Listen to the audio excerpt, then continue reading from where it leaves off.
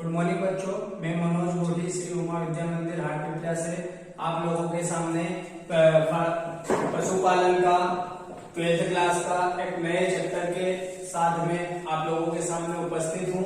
यहाँ पर हम पढ़ने वाले हैं 12th क्लास पशुपालन यानी कि एनिमल हस्बेंड्री का फर्स्ट अध्याय जिसका नाम क्या है, आहार एवं पोषण। ठीक है, आहार एवं पोषण के हमने दो पार्ट देखे थे, फर्स्ट अध्याय और सेकेंड अध्याय। दोनों में हम आहार एवं पोषण के बारे में डिस्कस करने वाले हैं, जिसमें अपन पहले अध्याय में बात करें तो जो आहार को हम राशन भी बोल सकते हैं। ठीक है, आहार को हम क्या बोल सकते हैं, राशन भी। ठीक, आहार की जो परिभाषा है वो क्या निकल के आती है, आहार की परिभाषा है यानी कि जो आहार है वो पशुओं को खिलाने के लिए उपयोग में लाए जाते हैं। ठीक है, पशुओं को आहार में क्या इंपोर्टेंस होते हैं वो चीजें देखेंगे। तो जो आहार की परिभाषा है वो क्या दे रखी है, पशु को उसकी समस्त आवश्यकताओं की पूर्ति के लिए क्या है, पशु को उसकी समस्त आवश्यकताओं की पूर्ति के लिए क्या है, समस्त आवश्यकताओं की पूर्ति के लिए 24 घंटे में जो चारा व दाना दिया जाता है उसे हम क्या कहते हैं, आहार एवं राशन कहते हैं। क्या कहते हैं, आहार एवं राशन कहते हैं। यानी कि कोई भी पशु है, यदि हम उसको उसके जीवन उसके मतलब जो समस्त आवश्यकताएं होती है उसकी समस्त आवश्यकताओं की पूर्ति के लिए जो उसको आहार दे रहे हैं, उसी को जो हम भोजन दे रहे हैं या फिर चारा दाना दे रहे हैं, उसी को हम क्या कहेंगे, आहार एवं राशन कहेंगे। तो इस प्रकार यहाँ पर परिभाषा हमारी कंप्लीट हो जाती है। आहार एवं राशन किसको कहेंगे, तो किसी पशु को उसकी संपूर्ण आवश्यकताओं की पूर्ति के लिए जो चारा दाना दिया जाता है उसी को हम क्या कहते हैं, आहार एवं राशन कहते हैं। अब ये आहार एवं राशन के क्या कार्य होते हैं पशु शरीर में, पशु इनको खाएगा या फिर इसको ग्रहण करेगा तो उसको वो क्या कार्य करेंगे पशु शरीर में। तो पशु शरीर में इन आहारों का क्या महत्व होता है, क्या कार्य होता है, उसको डिस्कस करते हैं। पहला यहाँ पर दे रखा है, भोजन शरीर को ऊष्मा प्रदान करता है तथा शरीर का ताप नियंत्रण रखता है। ठीक है, तो यदि मान लो कोई पशु भोजन करता है तो उससे उसको क्या होती है, ऊष्मा प्रदान होती है। क्या होती है, ऊष्मा यानी कि ऊर्जा प्रदान होती है। क्लियर है, उसको ऊर्जा प्रदान होती है, जिससे कि क्या होगा, उसका शरीर का जो तापक्रम होगा वो नियत रहेगा, यानी कि उसका शरीर का तापक्रम कैसा रहता है, नियंत्रित रहता है। सेकेंड पॉइंट देखते हैं हम, भोजन में उपस्थित प्रमुख अवयव यानी कि क्या है, भोजन में जब कोई पशु भोजन करता है तो उसमें विभिन्न प्रकार के अवयव होते हैं, या तो फिर पानी हो गया, ठीक है, या फिर वसा हो गए, या फिर कार्बोहाइड्रेट हो गया, या विटामिन हो गए, या फिर प्रोटीन्स हो गए विभिन्न प्रकार के।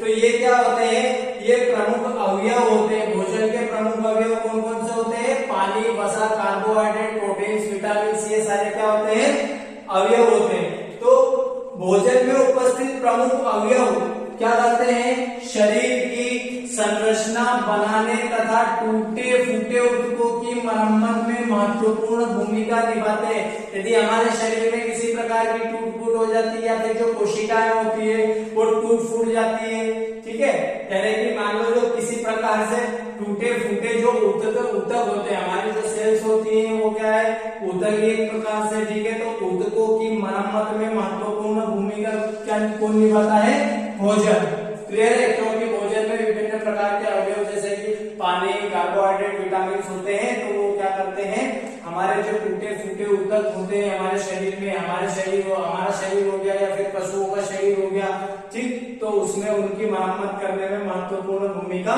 निभाता है। थर्ड पॉइंट है, पशुओं की उत्पादन क्षमता।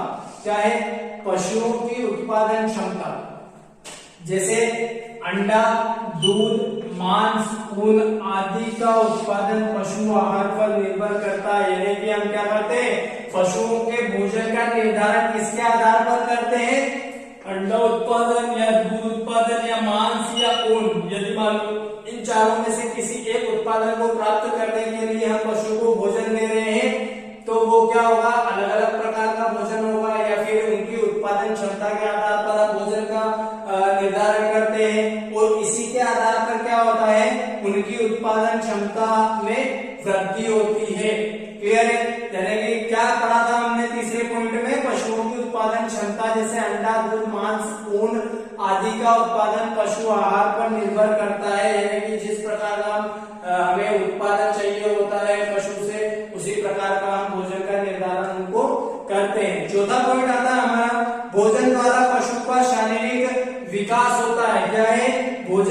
द्वारा ही पशु का क्या होता है, शारीरिक विकास होता है, यानी कि उसके शरीर की जो वृद्धि होती है, ग्रोथ होती है, वो किस पर डिपेंड करती है, पशु के आहार पर या फिर भोजन पर डिपेंड करती है। जिससे क्या होगा, उसके ऊतक निर्माण होता है। क्या होता है, उनके शरीर में ऊतकों का निर्माण होता है, जो क्या करते हैं, उत्पादन में आवश्यक होते हैं। क्लियर है। पांचवा पॉइंट देखते हैं, पशुओं में बीमारियों एवं रोगों से लड़ने की क्षमता विकसित करता है। यानी कि जब पशु भोजन करता है तो उसके शरीर में क्या होता है, विभिन्न प्रकार की बीमारियों एवं रोगों से लड़ने की क्षमता उत्पन्न होती है। छठा पॉइंट है हमारा, भोजन में उपस्थित पोषक तत्व पशु के जनन कार्य में सहायक होते हैं। यानी कि हमारे शरीर में क्या है कि यदि हम भोजन करते हैं या फिर पशुओं के शरीर में क्या है, यदि पशु भोजन करता है, ठीक है, तो उसमें क्या होता है कि विभिन्न प्रकार के पोषक तत्व होते हैं जो कि जनन कार्य में सहायक होते हैं। क्या है, यानी कि जनन कार्य में सहायक होते हैं। तो इस प्रकार यहाँ पर हमारे पशु आहार के क्या क्या कार्य होते हैं, क्या क्या महत्व होते हैं, वो यहाँ पर हमारे कंप्लीट हो जाते हैं। बच्चों नेक्स्ट हमारा आता है पशु आहार के प्रकार। क्या आता है, पशु आहार के प्रकार। तो कितने प्रकार के पशु आहार हैं जो कि पशुओं को दिए जाते हैं, ठीक है। तो हम यहाँ पर देखते हैं कि पशु आहार के प्रकार को हम 4 भाग में डिवाइड करके पढ़ सकते हैं, ठीक है। इनको 4 भागों में डिवाइड किया गया है। एक तो आता है जीवन निर्वाह राशन। क्या है, जीवन निर्वाह राशन। सेकेंड हमारा है वर्धक राशन। तीसरा आता है संतुलित राशन और चौथा आता है आदर्श राशन, ठीक है। इस प्रकार से हम 4 प्रकार के आहार के अंतर्गत इसको पशुओं के प्रकार के अंतर्गत 4 प्रकार के आहार डिस्कस करेंगे, जिसमें अपना पहला आता है जीवन निर्वाह के आहार पर जो राशन दिया जाता है, वो उसकी डेफिनेशन क्या होती है देखते हैं हम। जो किसी पशु को 24 घंटे में सभी आवश्यकताओं की पूर्ति हेतु दिया जाता है। यानी कि वह राशन जो किसी पशु को 24 घंटे में सभी आवश्यकताओं की पूर्ति हेतु जो राशन दिया जाता है, उसे हम क्या कहते हैं, जीवन निर्वाह राशन कहते हैं। यानी कि ये केवल उसकी जीविका चलाने के लिए दिया जाता है ताकि वह जिंदा रहे, ठीक है। इसलिए ये राशन जीवन निर्वाह राशन इसको कहते हैं। इसकी परिभाषा ये निकल के आती है। और इसके अलावा हम एक और परिभाषा है जो कि इसके लिए यूज कर सकते हैं, ठीक है। वो क्या है, जो पशु को श्वास लेने, ठीक है, जो पशु को श्वास लेने, रक्त संचरण तथा टहलने आदि के लिए दिया जाता है, उसे हम क्या कहते हैं, जीवन निर्वाह राशन कहते हैं। यानी कि यहाँ पर क्या है, जो पशु को श्वास लेने, रक्त संचरण तथा टहलने आदि के लिए, क्या है यहाँ पर लिखना, आदि के लिए, ठीक है, आदि के लिए दिया जाता है, उसे क्या कहते हैं, उसे हम कहते हैं जीवन निर्वाह राशन कहते हैं। क्लियर है। जीवन निर्वाह राशन यानी कि पशु है, उसकी जो उसको उसका जीवन चलाने के लिए ये राशन दिया जाता है, इसीलिए उसको जीवन निर्वाह राशन कहते हैं। सेकेंड हमारा आता है वर्धक आहार राशन। यानी कि वर्धक राशन की क्या परिभाषा आती है, जो आहार पशुओं को अंडा, दूध, ऊन इत्यादि बढ़ाने के लिए दिया जाता है, उसे हम क्या कहते हैं, वर्धक राशन कहते हैं। क्लियर है। यानी कि क्या बोल रहा है यहाँ पर, जो आहार पशुओं को अंडा, दूध और ऊन इत्यादि बढ़ाने के लिए दिया जाता है, किन चीजों का ध्यान रखेंगे हम, अंडा, दूध और ऊन, ठीक है, आदि बढ़ाने के लिए जो राशन दिया जाता है, उसे हम क्या कहते हैं, वर्धक राशन कहते हैं। यानी कि यदि मान लो मुर्गी है तो हम मुर्गियों को वर्धक राशन किस कंडीशन में देंगे, यदि हमें मुर्गी से क्या है, अंडा उत्पादन प्राप्त करना है तो हम वर्धक राशन देंगे।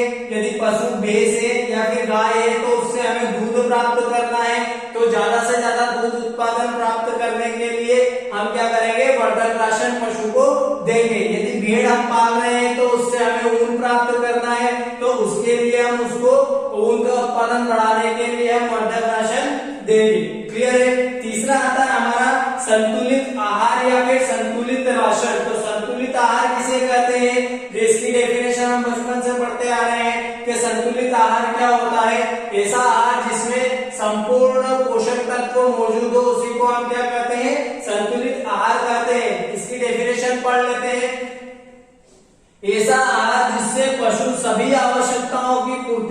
क्या है, सभी आवश्यकताएं। जैसे कौन कौन सी आवश्यकता होती है, या तो जीवन निर्वाह कर रहा हो, यानी कि जीवन निर्वाह अपन ने पहला पढ़ा था, जीवन निर्वाह यानी कि जीने से संबंधित। उसके बाद उत्पादन यानी कि वर्धक राशन भी इसी के अंतर्गत आ जाएगा, उत्पादन हम यहाँ पर भी ले रहे थे, ठीक है। उत्पादन तथा वृद्धि संबंधित आवश्यकताओं की पूर्ति कर रहा हो, उसको क्या है, पशु स्वस्थ रखने में, ठीक है, या तो उसे वृद्धि संबंधित आवश्यकताओं की पूर्ति कर रहा हो, ठीक है, या फिर पशु को क्या है, पशु को स्वस्थ रखने के लिए सभी पोषक तत्व सही अनुपात में प्राप्त हो, ऐसे भोजन को हम क्या कहते हैं, संतुलित आहार कहते हैं।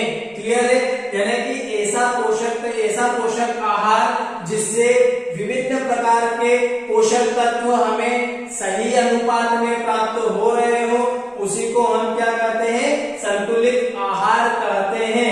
यानी कि इसके अंतर्गत निर्वाह राशन एवं वर्धक राशन, ये पॉइंट नोट करने वाली बात है, निर्वाह राशन एवं वर्धक राशन दोनों किसके अंतर्गत आते हैं, संतुलित आहार। यानी कि ये दोनों प्रकार के आहार को मिला दिया जाए तो हमारा क्या हो जाएगा, संतुलित राशन या फिर संतुलित आहार बन जाएगा। क्लियर है, हमारा चौथा प्रकार है आहार के, मतलब पशु आहार के प्रकार के अंतर्गत चौथा प्रकार कौन सा है, आदर्श राशन। तो आदर्श राशन किसे कहते हैं, आदर्श राशन की परिभाषा पढ़ लेते हैं, जो पशुओं की संपूर्ण आवश्यकताओं की पूर्ति हेतु उनके भार के अनुसार दिया जाता है। पॉइंट नोट करने वाला है, भार के अनुसार दिया जाता है, यानी कि वो राशन, यानी कि आदर्श राशन की बात करें तो वो भार के अकॉर्डिंग ही दिया जाता है, पशुओं के भार के अकॉर्डिंग दिया जाता है, और उसी के अनुसार क्या होता है, उचित मात्रा में पशुओं को दिया जाता है। इसी को हम क्या कहते हैं, आदर्श राशन कहते हैं। एक बार फिर से पढ़ते हैं, जो पशुओं की संपूर्ण आवश्यकताओं की पूर्ति हेतु उनके भार के अनुसार पशुओं को दिया जाता है, अगर उचित मात्रा में पशु को दिया जाता है, उसी हम क्या कहते हैं, आदर्श राशन कहते हैं। तो इसी प्रकार से हमारा पशु आहार के प्रकार वाला टॉपिक यहाँ पर कंप्लीट हो जाता है। बच्चों नेक्स्ट हमारा आता है पशु आहार के अवयव एवं उनके कार्य। पशु आहार में कौन कौन से अवयव होते हैं, ठीक है, कौन कौन से इसके पशु आहार के अंतर्गत कौन कौन से अवयव आते हैं और उनके क्या कार्य होते हैं, ये डिस्कस करेंगे। ठीक है, यहाँ पर पशु आहार के अवयव दे रखे हैं आपके। पशु आहार के अवयव के अंतर्गत क्या क्या आते हैं, पहला है पानी यानी कि जल, जो कि पशुओं को बहुत आवश्यक होता है। ठीक है, सेकेंड आता है प्रोटीन, यानी कि पशु आहार के अंतर्गत जो अवयव होते हैं उनमें प्रोटीन भी एक हिस्सा है। ठीक है, तीसरा आता है कार्बोहाइड्रेट। कार्बोहाइड्रेट के अलावा वसा, खनिज लवण एवं विटामिन। ये 5 से 6 प्रकार के यहाँ पर प्रमुख अवयव दे रखे हैं जो कि पशुओं के आहार में होते हैं। ठीक है, जो कि बहुत जरूरी होते हैं। ठीक, अब इनके ये तो हो गए अवयव, और इनके क्या क्या कार्य होते हैं, पशु शरीर में क्या क्या कार्य होते हैं, क्या क्या महत्व होते हैं, तो वो सारी चीजें हम स्टेप बाय स्टेप इनको डिस्कस करके समझेंगे। तो यहाँ पर सबसे जो पशु आहार के अवयव में सबसे पहला हम समझते हैं जल या फिर पानी। ठीक है, तो इसको अपन समझते हैं, फर्स्ट नंबर का समझ रहे हैं। ठीक, इसमें पशु शरीर में लगभग कितने 85% यानी कि 85% जल की मात्रा होती है। कितनी होती है पशु शरीर में, लगभग 85% जल की मात्रा होती है। जल के पशु शरीर में कार्य और महत्व निम्नलिखित है। या पशु शरीर में जल की मात्रा कितनी होती है, ध्यान रखना 85% होती है, और पशु शरीर में इनके कार्य क्या होते हैं जल के। तो यहाँ पर सारे पॉइंट हम डिस्कस करते हैं। पहला पॉइंट आता है हमारा, पानी रक्त को पतला करता है। क्या करता है, पतला करता है, जिससे सारे शरीर में उसका संचरण आसानी से हो सके। यदि रक्त गाढ़ा रहेगा तो वो पूरे शरीर में संचरण या फिर पूरे शरीर में नहीं फैल पाएगा। इसलिए क्या होगा कि पानी का जो रक्त पानी होता है वो रक्त को क्या करता है, पतला करता है, जिससे वो पूरे शरीर में, पशु के पूरे शरीर में संचरण कर सके। ठीक है, सेकेंड पॉइंट है अपना, पानी भोजन निगलने में स्नेहक का कार्य करता है, यानी कि भोजन को निगलने में क्या है, स्नेहक का कार्य करता है। स्नेहक यानी कि क्या होता है, चिकना पदार्थ है, ठीक है। तो जब भोजन हम करते हैं तो वो गीला हो जाता है, तो गीला हो जाता है तो क्या होगा, पशु शरीर के अंदर पेट में जाएगा, ठीक है। तो पेट में जाने में उसको किसी प्रकार की कठिनाई नहीं होगी, ठीक, या फिर किसी प्रकार से समस्या नहीं होगी, आसानी से वो पेट में चला जाएगा, ठीक है। जिससे क्या होगा, आसानी से भोजन आमाशय तक पहुंच सके। क्लियर है। तीसरा पॉइंट देखते हैं, पानी शरीर के तापक्रम को स्थायी बनाए रखता है, यानी कि ये पशु शरीर ताप को क्या करता है, स्थायी बनाए रखता है, ठीक। चौथा पॉइंट अपना आता है, पानी पाचन क्रिया में सहायक होता है, यानी कि पाचन क्रिया में भी क्या होता है, पानी का महत्वपूर्ण योगदान होता है, ठीक है। नेक्स्ट पॉइंट अपना आता है, दुग्ध उत्पादन हेतु पानी आवश्यक है, क्योंकि दूध में 85% पानी होता है, यानी कि पानी क्या है, दुग्ध उत्पादन में भी सहायक होता है, क्योंकि दूध के अंदर जो होता है 85% क्या होता है, पानी होता है। अब यहाँ पर दूध में भी 85% पानी बता रहा है, ठीक है, यानी कि 85% दूध में भी पानी होता है, और पशु शरीर में भी कितने प्रतिशत पानी होता है, 85%, ठीक है।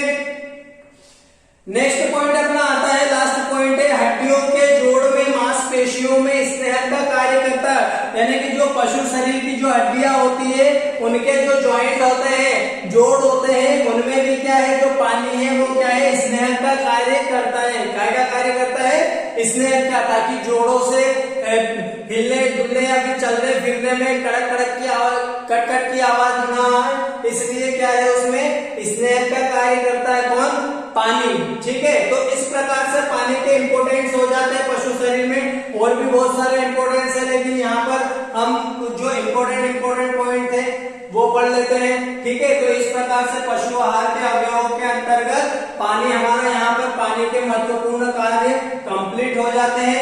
नेक्स्ट वीडियो में हम देखेंगे प्रोटीन का पशु शरीर में क्या महत्व होता है, क्या इंपोर्टेंस होते हैं, इनके कार्य देखेंगे।